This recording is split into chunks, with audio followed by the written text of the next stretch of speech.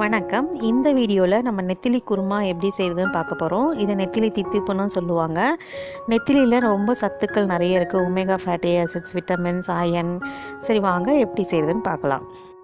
ஒரு மிக்ஸி ஜாரில் ஒரு பெரிய வெங்காயம் நல்லா கொஞ்சம் பெருசாக நறுக்கி போட்டுக்கலாம்.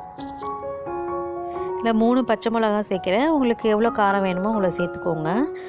அதுக்கப்புறம் தக்காளி 1. இப்போ இது எல்லாத்தையும் நல்லா அரைச்சி ஒரு பேஸ்ட் ஆக்கிக்கலாம். இப்போ ஒரு கடாயில் கொஞ்சம் எண்ணெய் சூடு பண்ணிக்கலாம்.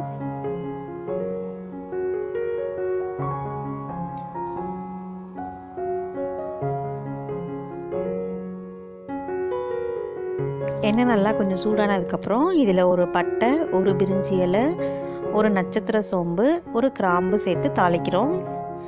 இப்போ இதெல்லாம் கொஞ்சம் பொரிஞ்சதுக்கப்புறமா நம்ம இஞ்சி பூண்டு பேஸ்ட்டு சேர்த்துக்கலாம். இந்த இஞ்சி பூண்டு பேஸ்ட்லேயே நான் சோம்பு போட்டு அரைச்சிருக்கேன்.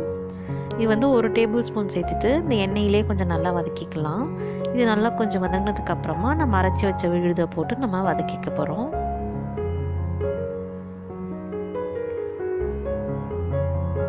இப்போ இந்த இஞ்சி பூண்டு பேஸ்ட்லாம் ஓரளவுக்கு நல்லா வதங்கியிருக்கு. இப்போ நம்ம அரைச்சி வச்சுருக்க அந்த விழுது இதில் சேர்த்துடலாம்.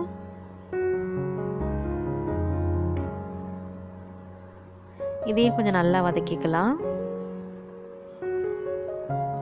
இதை ஒரு மூடி போட்டு வதக்கிக்கலாம். இதோட பச்சை வாசனை நல்லா போகிற வரைக்கும் நம்ம நல்லா வதக்கிக்கணும்.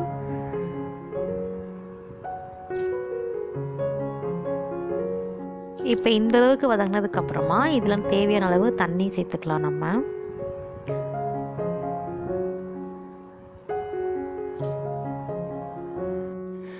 இப்போ இதில் ஒரு 1/4 ஸ்பூன் மஞ்சள் தூள் சேர்த்துக்கலாம். 1 ஸ்பூன் குழம்பு மிளகாய் தூள் சேர்த்துக்கலாம். அப்புறம் தேவையான அளவு உப்பு சேர்த்துக்கலாம்.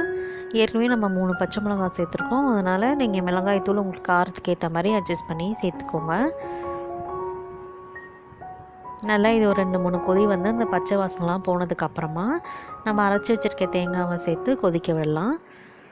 இந்த நெத்திலி குருமா ரொம்ப நல்லாயிருக்கும். இது சாதத்துக்கு சைட் டிஷ்ஷாகவும் வச்சுக்கலாம். இட்லி, தோசை, சப்பாத்தி அது மாதிரி எதுக்கு வேணாலும் நம்ம குருமா மாதிரி கூட கொஞ்சம் லிக்விட் ஆட் பண்ணி சேர்த்துக்கலாம், தண்ணி ஆட் பண்ணி. இப்போ இது நல்லா கொதிக்கட்டும். இதுக்கு தேவைப்பட்டால் இன்னும் கொஞ்சம் தண்ணி கூட சேர்த்து நல்லா கொஞ்சம் கொதிக்க வச்சுக்கோங்க.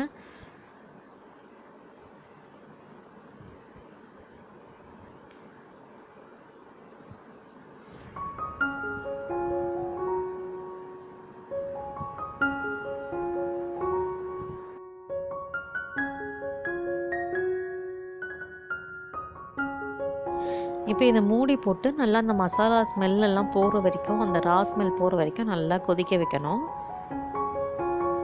இப்போ இது நல்லா கொதிச்சிருச்சு. இப்போ நம்ம ஒரு 1/2 கப்பு தேங்காய் விழுதை இதில் சேர்த்துடலாம்.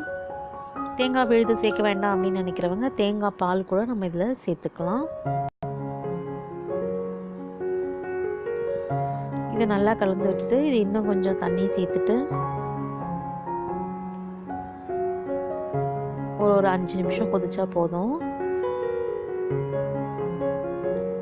அதில் கொஞ்சமாக தண்ணி சேர்த்துட்டு இதையும் ஒரு மூடி போட்டு நல்லா ஒரு 5 நிமிஷம் கொதிக்கட்டும்.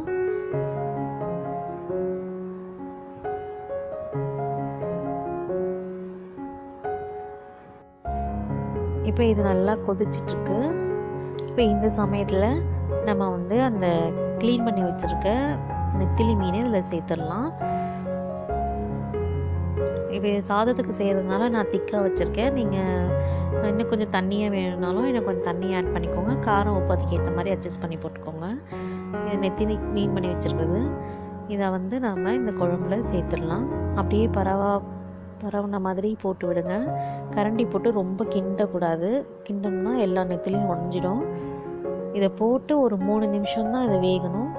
அதுக்கு மேலே வந்துடுச்சுன்னா நெத்திலி எல்லாம் நல்லா உடஞ்சி போயிடும். பெரிய நெத்திலி கிடைச்சாலும் சேர்த்துக்கலாம். லைட்டாக கொஞ்சம் குழம்புல முங்குற அளவுக்கு நல்லா கொஞ்சம் கிண்டி விட்டுட்டு ஒரு மூடி போட்டு ஒரு 3 நிமிஷம் கொதிச்சா போதும். இந்த 3 நிமிஷத்துலேயே நம்ம ஸ்டவ் ஆஃப் பண்ணிட்டோம்னால அந்த சூட்டுலேயே அந்த மீன் நல்லா வெந்துடும். ரொம்ப நேரம் வேகணும்னு அவசியம் இல்லை.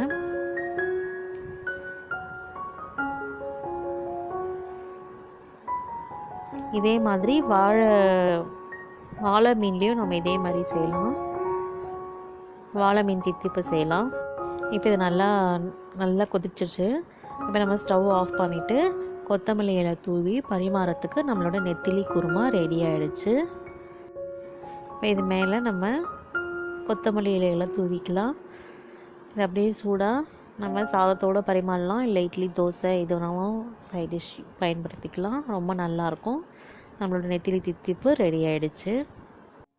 நெத்திலி குருமா எப்படி செய்கிறதுன்னு பார்த்தோம். நீங்களும் இதே மாதிரி ட்ரை பண்ணி பார்த்துட்டு எப்படி வந்ததுன்னு சொல்லுங்கள். நன்றி.